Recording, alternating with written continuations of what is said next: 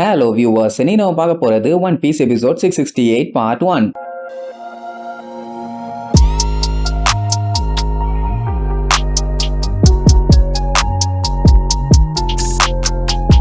Open பண்ணா கொலோசியத்துல எல்லாருமே ரொம்ப ஆர்வமா ஃபைனல் ஃபைட்டுக்காண்டி வெயிட் பண்ணிட்டு இருக்கும்போது கரெக்டா நம்ம லூசி என்ட்ரி கொடுப்பான். அதாவது நம்ம சேபோ அவனை தான் எல்லாத்துக்குமே பிடிக்குமே. சோ சவுண்ட் வேற லெவல்ல இருக்கும். அவனை ஃபாலோ பண்ணி குரங்க மாதிரி பார்த்தலோமியோ பின்னாடியே வருவான். லூசின்னு தெரிஞ்ச உடனே எல்லாம் ஏன்னு கத்துனவங்க பார்த்தலோமியோ பேரை சொன்ன உடனே சீன்னு கத்துவாங்க. என்ன பயலுக்கு அவ்வளோ மரியாதை. அவனை பச்சை பச்சையா திட்டதுல என்னதான் சந்தோஷமோ தெரியல. அடுத்தது அந்த பர்ஜஸ் வருவான். அவன் தான் பிளாக் பியர்டோட ஆளாச்சு. அதனாலேயே அவனுக்கு பயங்கரமான ஹைப் இருக்கும். ஆளு வேற நல்லா கெட்டாமாட்டு மாதிரி பெரிய சைஸ்ல இருக்கான். அடிக்கிறதும் எல்லாத்தையும் அசால்ட்டா அடிச்சு போட்டுறான். அதனால கொஞ்சம் பில்டப் பண்ணத்தான் செய்வாங்க. What to to. அந்த கிறுக்கு பையன் நம்ம சேபோ வந்து பார்த்துட்டு அந்த ஃப்ளேம் ஃப்ரூட் எனக்கு மட்டும்தான் சொந்தம் ஸ்டார் ஹேட். உன்னால எல்லாம் அதை தொட்ட முடியாத லூசு பையலேன்னு ஏச்சுக்கிட்டே போவான். அந்த எரும மாட்டு பயிலுக்கு இவன் லூஃபி இல்லன்னு கூட தெரியல. இதுல ஃப்ரூட்டை வின் பண்ண போறான்டா கால்ட்டி வாயன். பர்ச்சேஸ் அப்படி போய் நின்னுட்டு அவன் பாடியை சும்மா வலிச்சு காட்டின உடனே மக்களோட ஆறாவாரெல்லாம் சும்மா அவனுக்கு அள்ளும். எல்லாம் சேர்த்தி அடி செவனில் அடின்னு பயங்கரமா பில்டப் பண்ணிட்டு இருப்பாங்க. அதுக்கு அடுத்தது ஃபைனல் கண்டஸ்டன்ட் ஃபேண்டம் பிரின்சஸ் ஆன கிங் ரிக்கு ஃபேமிலியை சேர்ந்த ரெபேக்கா.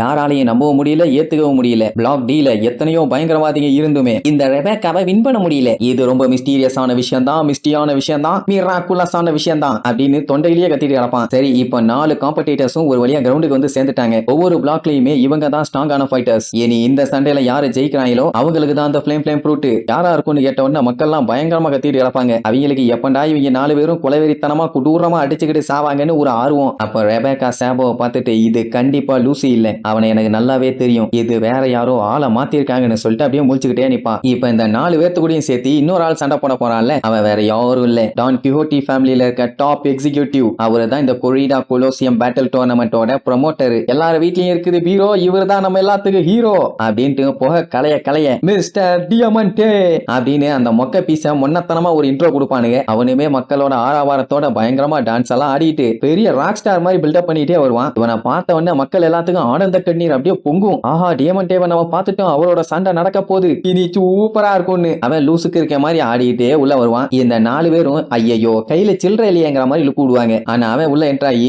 அப்படியே ரெபேக்காவை பார்த்து கன்னு மாதிரி கையை நீட்டி பூம் ஊ அப்படின்னு பில்டப் பண்ணுவான். ரெபேக்காவை போட்டு தள்ள போறாருன்னு இன்னும் காட்டுத்தனமா கத்த ஆரம்பிச்சிருவானுங்க. ஆங்கருக்கெல்லாம் ஆனந்த கண்ணீர் தாங்க முடியல. கொரிடா கொலிசியத்தோட ஃபைனல் மேட்ச் இன்னைக்கு நடக்க போகுது. உங்க கண்ணை கழுவி கண்ணுல விளக்கணைய போட்டு நல்லா தொடச்சி வச்சுக்கோங்க. ஏன்னா இந்த மாதிரி வாழ்க்கையில இனிமேட்டு ஒரு சான்ஸ் கிடைக்குமா கிடைக்காதான்னு சொல்லவே முடியாது. சொல்ல போனா கிடைக்கவே கிடைக்காது. 4 ரவுண்ட்ல ஜெயிச்ச அந்த 4 பேரு மிஸ்டர் டியமண்டே. இதுல மண்டைய உடைச்சு ஜெயிக்கிறவனுக்கு மட்டும்தான் அந்த டெவில் ஃப்ரூட் அப்படின்னு சொன்னோனே அந்த பர்ச்சஸ் எதுடா இவ்வளவு லேட் பண்றீங்க, பேசாம என் கையில கொடுத்துட்டீங்கன்னா உங்க எல்லாத்துக்குமே பஞ்சாயத்து இல்லாம இருக்குல்ல, தேவையில்லாம நான் அடிச்சு உங்க மண்டைய உடைச்சு பாடிய பஞ்சர் ஆக்கி அப்புறம் டிஞ்சர் போட்டு அப்படி பயம் இருந்தா என்கிட்ட கொடுத்துருங்க, நான் பாத்துக்கிறேன். ஆமா, இவன் பெரிய வீராதி வீரன் சூராதி சூரன் அப்படியே கீச்சிருவாங்கிற மாதிரியே எல்லாரும் கூடுவாங்களா. அந்த டைம் திடீர்னு திபுன்னு ஒரு சவுண்டு. என்னடான்னு பார்த்தா பிளாக் டீல உள்ள ஆளுங்க சடனா மயங்கிட்டானுங்கல்ல. சோ எப்படி ரெபேக்கா ஜெயிச்சானு அவங்க யாருக்குமே தெரியல. அதனால எங்களுக்கு ரீமேட்ச் வேணும், அந்த ரெபேக்காவை நாங்க பொழக்காம விட மாட்டோம்னு அடிச்சு புரண்டு வருவானுங்க. ஐயோ ஃபைனல்ஸ்ல பஞ்சாயத்து பண்ணிட்டு இருக்காங்கன்னு சொல்லி ஆங்கர் கத்திட்டு இருப்பான். அவனுங்க ஃபைனல் ரிசல்ட்டை நாங்க கண்டிப்பா ஏத்துக்க மாட்டோம், இந்த மாதிரி ஒரு சப்பையாலெல்லாம் எங்களை ஜெயிக்க முடியாது, அதனால ஒழுங்கா எங்க கிட்ட சண்டைக்கு வான்னு சொல்லி அடிச்சு புடிச்சு வருவானுங்களா. மக்களுமே ஆமாடா அவளை விடாதீங்க, அவ ஏமாத்திட்டான்னு சொல்லி கத்துவாங்க. ஆனா டியமண்டே குறுக்க வந்து நின்னுக்குவான். உடனே அவனே டேய் யாரா நீ, வெளியே விடுறான், அவன் மண்டைய உடைக்காம விட மாட்டோம் பானுங்க. தம்பிகளா, நானும் மேட்சை பார்க்கத்தான் செஞ்சேன், நீங்க எல்லாருமே தோத்துட்டீங்கன்னா இந்த ஈவென்ட் உங்களுக்கு முடிஞ்சு போச்சு. சோ தேவையில்லாம ஃபைனல்ஸ்ல வந்து பஞ்சாயத்து பண்ணாதீங்க,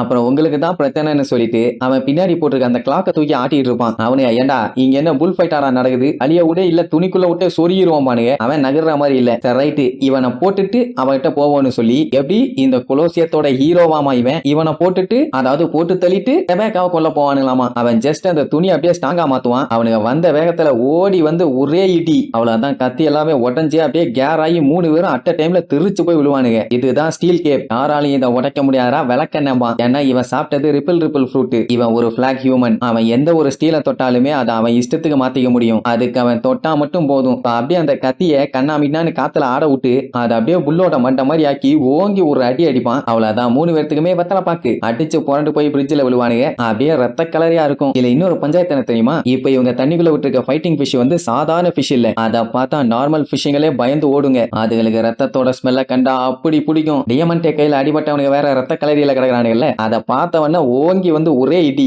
அந்த இரும்பு பிரிட்ஜே உடஞ்சு போயிடும். அது மட்டும் இல்லாம இந்த 3 பேரும் தண்ணிக்குள்ள விழுந்துருவானுங்க. அப்புறம் என்ன சோலி முடிஞ்சு. அதை பார்த்துட்டு மக்களே பீதியில மிரண்டுருவாங்க. உடனே டியமண்டே கேஷுவலா, பாத்தீங்களா காய்ஸ் அந்த ஃபைட்டிங் ஃபிஷ் எப்படி அட்டாக் பண்ணுச்சுன்னு. அதுங்கெல்லாம் பயங்கரமான ஈவிலுங்க. கண்டிப்பா எந்த ஒரு ரூல்ஸ் அண்ட் ரெகுலேஷன்ஸையுமே ஃபாலோவே பண்ணாது. ஃபைட்டர்ஸ் எல்லாம் ரிங்குக்குள்ள இருந்தா கூட அது பாஞ்சி அட்டாக் பண்ணும். அவ்வளவு அக்ரெசிவான ஃபைட்டிங் ஃபிஷஸ். ஃபர்ஸ்ட் ரவுண்ட்ல வந்ததெல்லாம் குழந்தைங்க, ஆனா இதுங்கெல்லாம் மொரடனுங்க, மொரட்டுத்தனமா கவுங்கம்மா. அதுங்களுமே கொஞ்சம் குட்டூரமா தான் லுக் விடுங்க. உடனே மக்கள்லாம் வாவ் சூப்பர் சூப்பர்பாங்க. இல்ல இன்னொரு ட்விஸ்ட் என்னன்னா, அந்த மீன்ல ஒரு மீனோட பாடியில தான் அந்த ஃபிளார் ஃப்ரூட்டை ஒரு பொட்டியில வச்சு கட்டி வச்சிருக்கானுங்க. இவங்க 4 பேர்த்துல ஒரு ஆள் அந்த ஃபிஷ்ஷை சமாளிச்சு அதுகிட்ட இருந்து அந்த ஃப்ரூட்டை எடுத்தாகணும். இந்த ஃபைனல் ரவுண்டோட ரூல்ஸ் எல்லாமே சிம்பிள் தான். அதாவது கடைசி வரைக்கும் ரிங்ல யார் உயிரோட இருக்காங்களோ அவங்க தான் சாம்பியன். என்ன எல்லாம் ஓகேவானு கேட்ட உடனே ஃபைனல் ரவுண்ட் ஸ்டார்ட் ஆக போகுதுன்னு மறுபடியும் அந்த 5 பேர்த்தோட பேரையும் சொல்லி இவங்க எல்லாரும் தான் அந்த ஃப்ரூட்டுக்காண்டி சண்டை போட போறாங்க. அடிச்சுக்கிட்டு சாயுங்க, the battle is on அப்படின்னு சொன்ன உடனே மக்கள் சந்தோஷத்துல காட்டுத்தனமா கத்துவாங்க. அவ்வளவுதான். நெக்ஸ்ட் எபிசோட்ல மீட் பண்ணலாம். டாடா.